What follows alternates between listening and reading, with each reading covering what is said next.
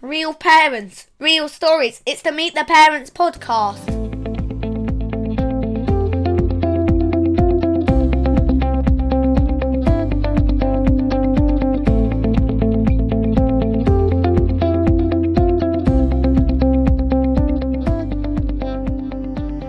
Hello and welcome to another edition of the Meet the Parents podcast, brightening up your day with another half an hour of discussion from some of the UK's top parent bloggers.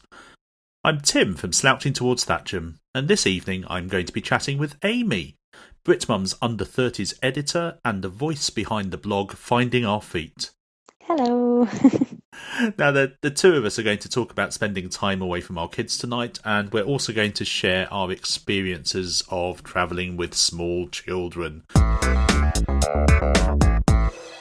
So, as regular listeners will know, I recently started a new job, which requires a fair amount of travel.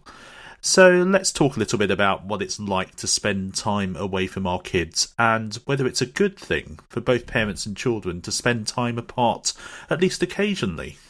Last month I spent most of 1 week away in Europe with work. Now, overseas work trips might sound adventurous and glamorous, but the reality is that they're often anything but, especially when you have a young family at home. So, as I wrote in a post about this very thing during that week, anyone who thinks travelling with work is all business class flights and glamorous dinners should try a glimpse of the reality. Drinking your second coffee of the morning to stay awake at 6 a.m, seeing nothing of the cities you're travelling to, other than an airport, a nondescript business hotel, an office in an edge-of-town industrial park, and a local restaurant. Squeezing into an economy seat on a fully booked flight with a low-budget airline. Being sociable with colleagues you've only just met for the first time over dinner after a full day of meetings. Catching up with emails at midnight. Unpacking and repacking your case on a daily basis as you hop from hotel to hotel, country to country. Now, in truth, as much as I enjoy my job, I'd still rather I was waking up in my own bed and not having to spend the first 3 seconds of every day trying to remember what country I'm in. Now, Amie, for yourself, as a couple, you and the other half share the burden of drop-offs and pickups. So We do, yeah. So let's start with him. Has he had to spend any significant amount of time away from home? No, not really. We've been quite fortunate in that sense. We've done the odd night or two that he's had to be away for work. He has done a couple of boys' long skiing weekends. How does he feel about those rare nights when he is away with work? And is the prospect of more frequent travel something that might stop him taking a new job? I'll take those two questions separately. The first one, I think it depends at what stage in the last 2 years you're talking about, because I remember when little Miss was probably she was definitely under 3 months old, and he had to spend 2 nights away. And I remember it being put in the diary, and he really tried to get out of it, and it was a big deal. And I think he managed to get out of one of the nights, but not both, I think. And he was really worried, not just about leaving me, but little Miss was very new and he was very sleep deprived, and he was worried about me having to last 48 hours on my own with no adult company as well, if little Miss decided to have a really bad 24 hours or whatever. Whereas now he doesn't really worry from that perspective. Obviously, I'm very competent these days on the whole, but yeah, he misses us when he goes away, and like FaceTime is a complete godsend. Like, my dad travelled extensively when I was a kid. Like what you're talking about, he'd be kind of gone 4 weeks, home a week, gone 3 weeks, home 2 weeks. And we didn't have anything like FaceTime, and it's a completely different experience. Like, for the other half, if he's just gone one night, we still FaceTime with little Miss and they get to see each other. And so that, I think, helps bridge that gap. Yeah, the technology does make a difference, doesn't it? It really does. It's really important to be able to make that face-to-face connection, especially for the child, but also for the parent. And even just things like, being able to text him a video or a photo of whatever we're up to. My mum didn't have that. And I think if I was lucky, I'd speak to my dad every day on the phone, but it obviously didn't always work out depending what part of the world he was in. Just going to take your second question as well, which was, would it stop him taking a job? I don't know. We've never talked about it, in truth. We've talked about all of us moving abroad and potentially making that change, and that would be a shift in terms of she wouldn't see her grandparents as much, and she's particularly close to my mum, so that would be kind of lots of FaceTime again, but we've not really ever talked about him travelling with work so much. I might have to ask what his opinion would be. It can often change over the course of time. I think I've said before on a previous podcast that I went several years after the kids were born where I actively said that I wouldn't consider taking a job which had significant travel in it. And, you know, what's changed for me now is the fact that Cara will be going to school in September, so logistics become much simpler. But I remember the first time I went away, it was just after Isaac, our first, was born. He must have been about 5 weeks old, and I was away for 3 days. So this was early 2008, so it was pre-FaceTime. I think it was just as smartphones were coming in.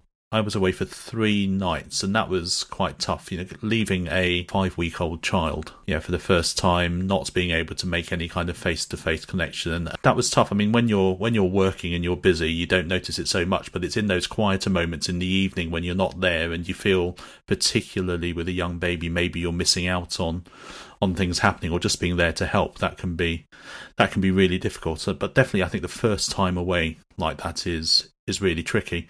But how about yourself? Can you imagine spending a couple of days or even a week away, say, because of work?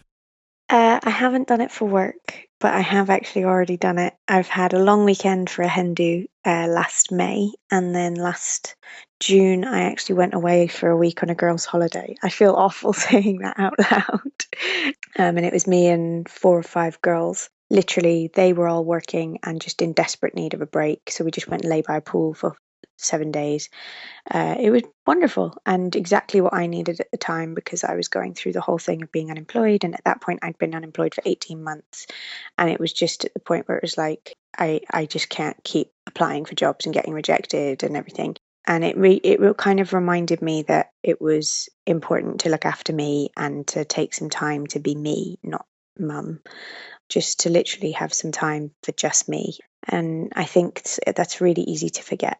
Yeah, and it's funny sometimes, this kind of stuff that you read in the media, isn't it? You know, parents and mothers in particular being lambasted because they've decided to take a holiday or a long weekend away from the kids. Yeah.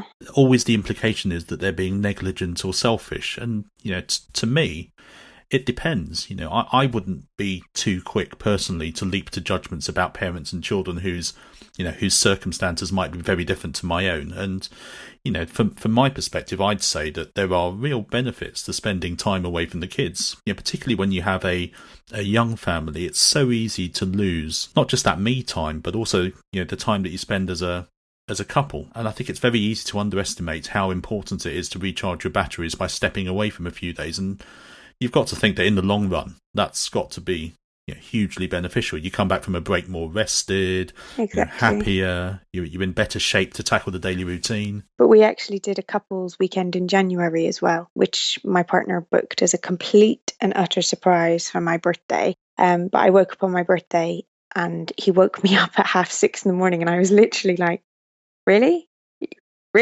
I'm not getting a lie-in? Because as far as I was aware, he'd taken the day off and we were spending the day together. And he said, yeah, you know, breakfast is on the table. Come on, got you some coffee. And I was like, oh, well, at least there's coffee, you know. Goodness me, thanks. And then I went through and my passport was on the table and there was 2 birthday cards. And the first was from Little Miss saying, I'm going to spend the weekend with Grandpam and Grandad. You're whizzing off to some secret location. And my first instinct was, what, I don't get to spend my birthday with my daughter. But again, it was actually a brilliant weekend, and it was so lovely for us to spend that time together. We haven't had a weekend, or it was completely different, and it really kind of reminded us of how much we enjoy spending time together, as daft as that sounds. And I know exactly what you mean, because I think again, I've said this before on the podcast, Heather and I, in, you know, the 8.5 years since we became parents, have yet to manage a single night away together on our own. No. When's your wedding anniversary, Tim? August. How many years will it be? Oh, this year is 19. Oh my God. Well, I think you've earned a night away. Go away. I will come and look after your children. Oh, I might have to take you up on that. You just don't know what you're letting yourself in for. Going back to your job, now, that doesn't really require you to do much in the way of travel, does it? No, not really. So, I mean, if at some point, not that I'm saying that you are now, but if at some point you were to be considering a new job, would that be a showstopper for you having to travel? Yes, but for slightly different reasons. I mentioned my dad travelled so much when I was younger, and having been the child in that scenario, and obviously he was far more extreme than you are, but I don't want to put my child through what I went through, which was I didn't really have a relationship, I don't think, with my dad until I was probably into my teenage years. My parents actually ended up divorcing. And then he ended up moving to Bulgaria when I was 16 on a full time placement. And so I'd only see him in the summer holidays and the school holidays and things. And actually, it was as I matured and things that our relationship improved. But I do think that part of that was because he just wasn't around when I was a kid.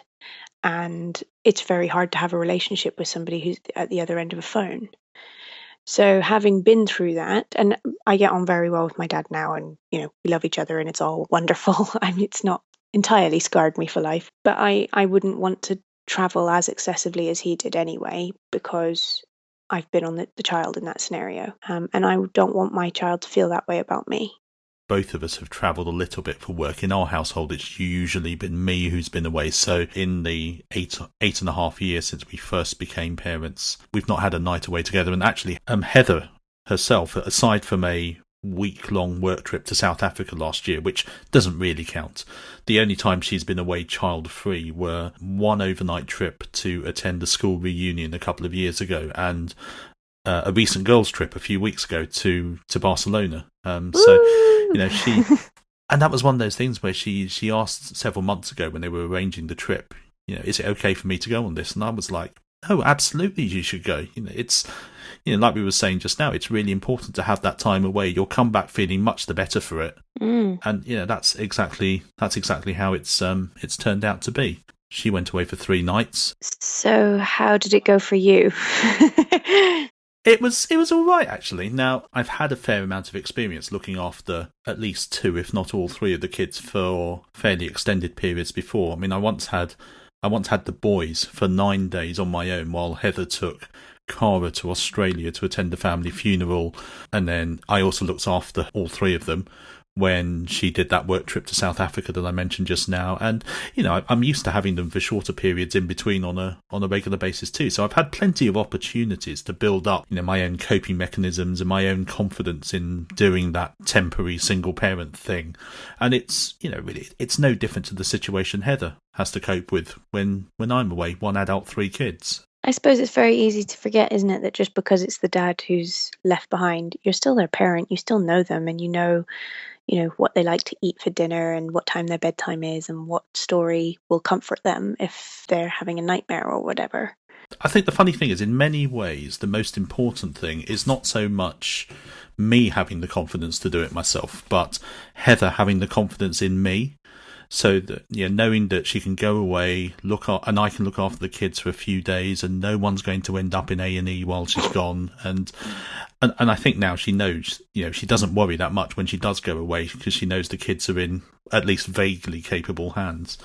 So did anyone end up in A&E? Not quite, but to be fair, the first evening she was away wasn't the smoothest, I have to admit. The kids were a bit restless anyway, as it was just during one of those hot spells a few weeks ago where it was uncomfortably warm and sticky, which, that never helps them get to sleep. But they were all quite clearly unsettled by the absence of their mother too. So I had to comfort a tearful Isaac on the stairs, but actually in the end he was brilliant. He pushed his own feelings aside and he was right there alongside me to help reassure Cara, who was also a bit tearful, and he helped tuck her into bed and all that kind of stuff. So, and the thing is, after that they were all fine until Heather returned. Once they'd got over that first night, they settled into a motherless routine. It does go to show how flexible kids are. They got used to the new situation really quickly. It didn't affect them after that, and when I look back on that, for me that's a clear indication why it is good for kids to learn that they can be separated from their parents for a night or 2 every now and then, and actually it's not the end of the world. It's a big part of the attachment theory is that if you're securely attached, your parent will return, and therefore you're happy for them to kind of go away, because it's one of those things, it's like an elastic band, if you pull too tight it eventually snaps. And if you're insecurely attached, you pull on that elastic band till it snaps almost. It kind of is a good thing to help children understand that just because you go away, you will come back. So, kind of looking at it from the other side of the fence, how does Little Miss feel, and how does she cope about those times when she's been away from you? Well, it's quite an interesting question because obviously I'm assuming that people tell me that of what actually happens. For all I know, she actually bawls the place down and they just don't tell me so I don't feel bad. But from what I gather, she's actually pretty good. So last year when I went to Greece for the week, she had a day with her granddad, a day with her grandpam, a day with my mum, and then my partner took 2 days off work. And she had a whale of a time. Like, they were all sending me photos and stuff while I was away and just kind of showing me her dancing in the fountains and having a picnic. And I was thinking, oh God, please don't do anything more too exciting or she's going to have really high expectations when I come back of what to do each day. But she was fine and she slept fine. And apparently there was like a couple of times in the night, she'd instinctively call out for mommy. But when daddy went, she was happy with that. We find now she's a bit more picky, so we've been going through teething hell. All 4 molars just came through 2 weeks ago. Ooh. Yeah, so we've had 6 to 8 weeks of almost no sleep. It's been brutal. If the wrong person went through at night, she would just bawl. She didn't really have that when she was younger, like a year ago. Obviously, she was just happy if it was either of us. Yeah, she punished me when I came back from Greece. So that was kind of probably her way of making her feelings known of, you left me. You horrid, horrid mother. That's kids for you. They like to be in control, don't they? Yeah. So in summary, I guess we'd say that spending time apart from the kids can be difficult, but it's ultimately a good thing, even if it can sometimes be more traumatic for the parents than it actually is for the children. So true.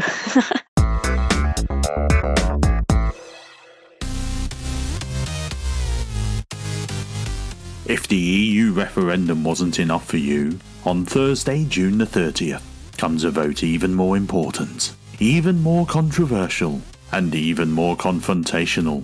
The CBeebies referendum.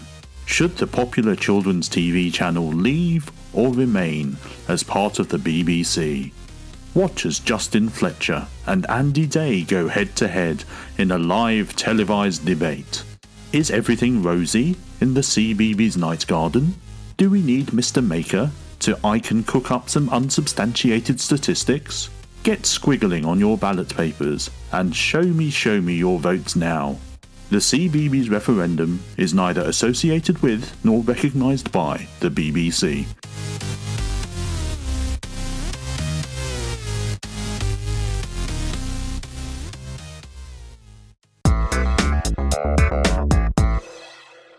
We're fast heading towards peak holiday season, and many parents will be braving the adventure of travelling with a small child, possibly even several small children, for the first time.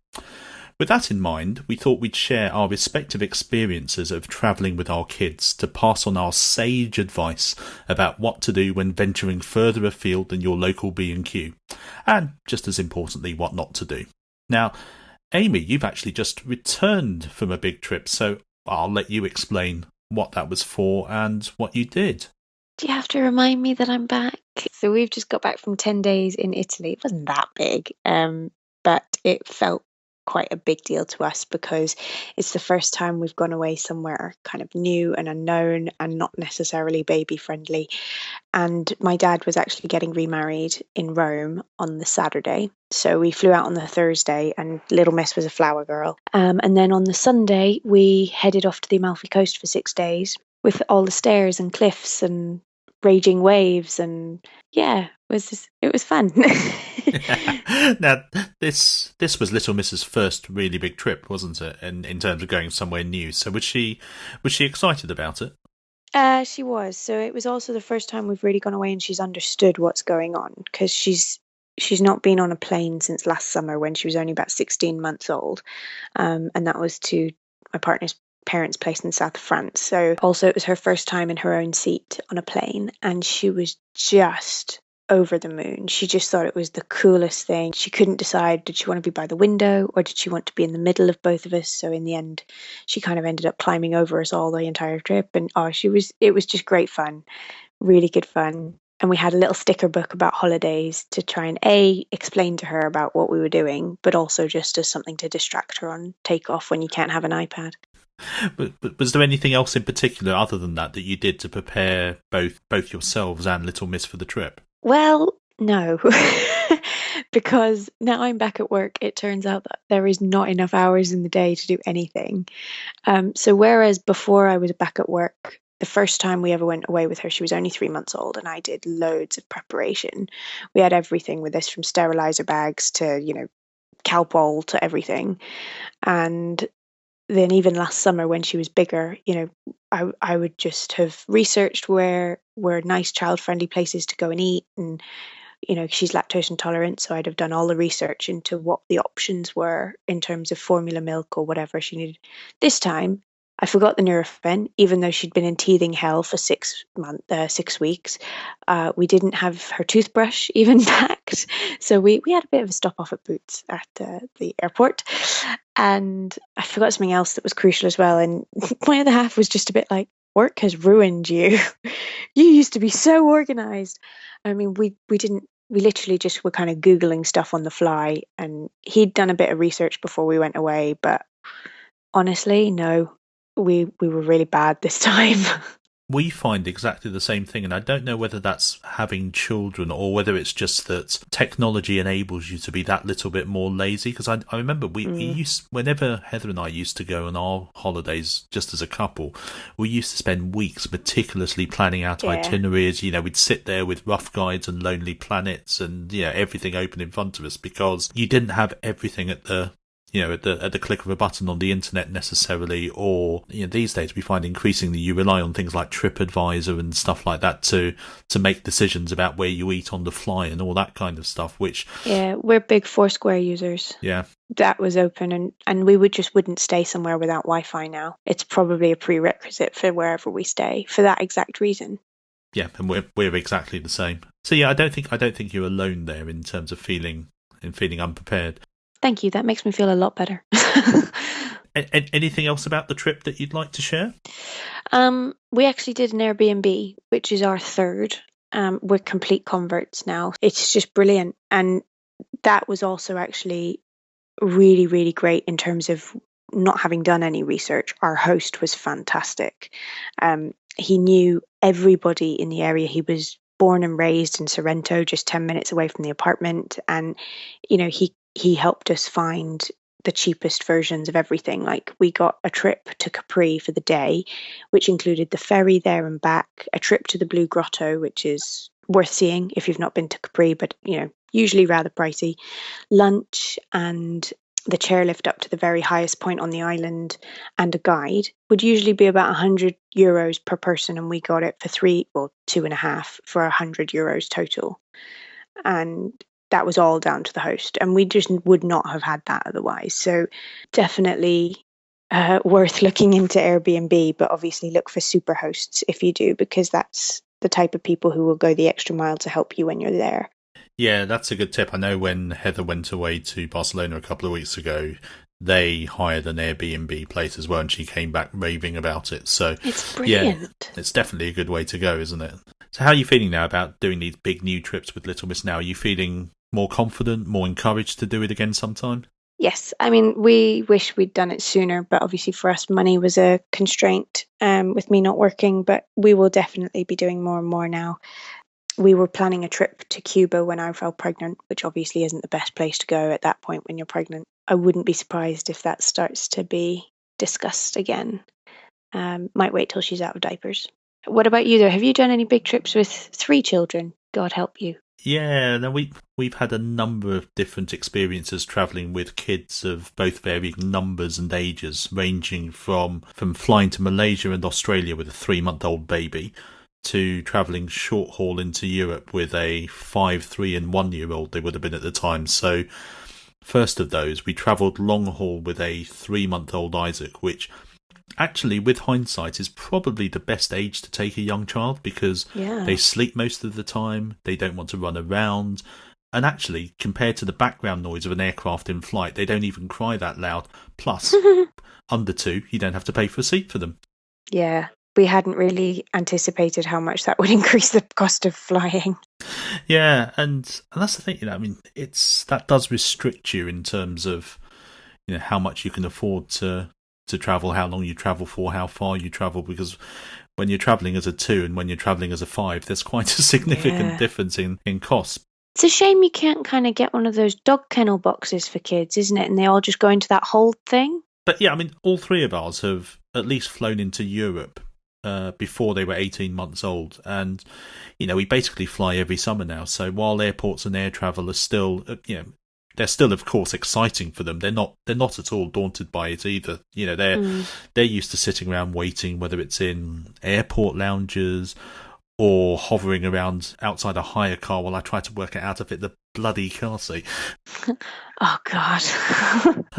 which can be quite traumatic at the end of a long flight.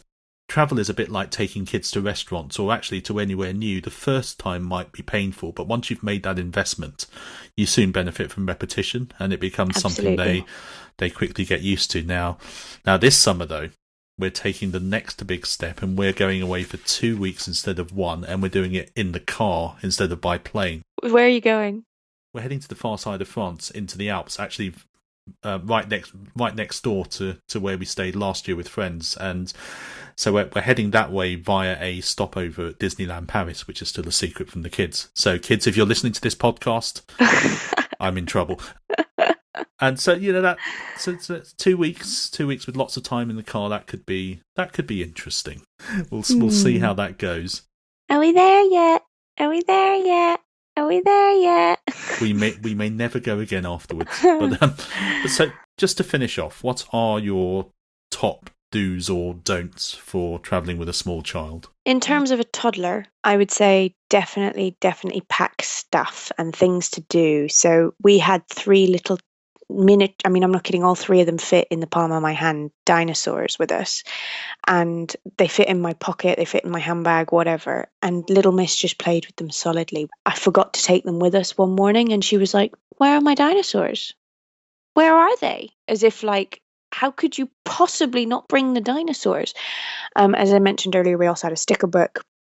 And we had, I'd printed out loads and loads of colouring sheets of Disney princesses and airplanes and trains and Mickey Mouse and all sorts for her to keep with her. So we had crayons and colouring sheets with us at all times as well. The other thing is this is definitely for babies. We noticed actually that we didn't need it this time, but something for them to chew or swallow on takeoff and landing. It really helps with them, the ears and the pressure and everything. And the other one that we discovered this time, when you're putting on sunscreen with little Miss, initially she obviously, as all kids are, was a bit like, no thanks. So my partner came up with a really great plan. He was like, well, how about we do some painting? And then he squidged the cream into her hands and he suggested that she painted his legs. So while we're literally like furiously lathering her in sunscreen, she was just happily drawing pictures on his legs and smothering him in sunscreen. And it worked wonderfully well. Kept her occupied for that 3 minutes. And we never had a problem again the whole holiday. I guess advice from me. I guess the first thing I would say is always to allow plenty of time, which seems really obvious. And it's finding that balance between allowing enough time but not too much time. Yeah, because they do get bored, but equally you do need to allow enough time for the fact that everything is just that little bit slower with kids. And of course, Sod's Law says that one of them will desperately need the toilet just as you're heading for the gate. I guess the second bit of advice would be, particularly if you're flying, make sure you have all your kids' stuff easily to hand and all together so that you can pull them out quickly in one go if you need to. Now, it varies from airline to airline, but British Airways, for example, usually allow you 2 pieces of hand luggage, but they will ask you to check the second one into the hold as you board if the overhead lockers are already full, which is something that's tripped a few of our friends up in the past. And as anyone who's ever been on a full flight before will know as well, that there's no guarantee that even if you do take your bags on board, that you'll be able to stow them directly above your seat. So it's always best to be prepared for the worst. And then kind of aligned to baggage, I would definitely say to think carefully about how many bags, car seats, etc. you carry now. I would definitely consider inflatable car seats that can be put in suitcases. Inflatable car seat. Is that a thing? They're not like balloons, but they kind of they roll up into a compact form. Then you inflate them to their full size, so they're quite small to be able to put in. It's like almost like a tiny sleeping bag, but for it's for older children, as it were. So I think you have to be at least of a certain size, or I don't think we used them before the kids were 5 years old. Oh, so it's more like a booster seat. Yeah, that's right. Yeah, it's basically exactly that, an inflatable booster seat, because we have tried carrying our proper car seats before, because you get fleeced abroad with hire cars if you try and hire a car seat. So yeah, we've made that mistake of trying to take our proper car seats before, and while that does undoubtedly save on costs, the whole rigmarole of having to take them to oversized baggage check-ins, which are often at the other end of the terminal, and then having to drag them all around an airport while managing 3 hot, tired kids, just isn't worth it. And finally, I would say it's a good thing that we found that to try and think of ways to get the kids involved in either owning or planning elements of the trip. Now, that might be giving them their own trunkie to pack and look after, although sometimes fellow travellers in airports might not appreciate that when they trip over them. Or something that we do that's now very much a family tradition. The kids and I always sit down a week or two before we travel, and we compile CDs of their favourite current music that can be played ad infinitum during the many hours that we inevitably spend in hire cars. And if you've ever had to listen to French or Italian radio, you would understand exactly just how essential having your own music is, even if it is just lots of songs from Frozen. And that's the Meet the Parents Guide to Travelling with Young Children. It takes a little organisation and a lot of patience, but it really is entirely possible to take your kids and enjoy the holiday of a lifetime, rather than going on a holiday that merely feels like it lasts a lifetime. So, before we go, what's been happening with each of us recently? Amy? Well, I just got back from holiday. I mean, we've kind of just discussed everything I've been doing, apart from just preparing for Brit Mums Live next week. Sorry, #BML16. Yeah, there's not much going on for me at the moment. What about you? We're in the middle of Euro 2016 at the moment, and the boys and I are still trying to complete their Panini sticker album, which is something that I always used to do as a kid. Now, we've come a long way from doing swaps in the school playground, because basically it appears to all be done on eBay now, but they're still not that interested in the football itself. Oh. Which is a bit of a shame, but yeah, it is what it is. And I'm still convinced that our best hope for retiring off the back of a wealthy professional sports person is all down to Cara. So no pressure. But Heather and I do have a day booked off next week just to do lunch. Oh, that'll be so nice. Yep, a whole day for lunch. We're heading to Raymond Blanc's restaurant, Le Manoir, which is near Oxford, and we used to live just up the road from it. So yeah, maybe a bit more on that next week. Oh. So that's it for another episode of the Meet the Parents podcast. We'll be back next week, but in the meantime, here's where you can find Amy and I online. I'm findingourfeet.co.uk, and I'm on Twitter, Instagram and Foursquare as @findingourfeet. And I can be found at slouchingtowardsthatcham.com, and I'm on social media as @ThatchamDad. So you can download this podcast on iTunes and on Android devices, on our website at meettheparentspodcast.com, and via a variety of podcasting apps. Do please give us a follow on Twitter at ParentsPodcast and Facebook at facebook.com/meettheparentspodcast. So thank you for listening, and do please join us again next week. Good night. Bye.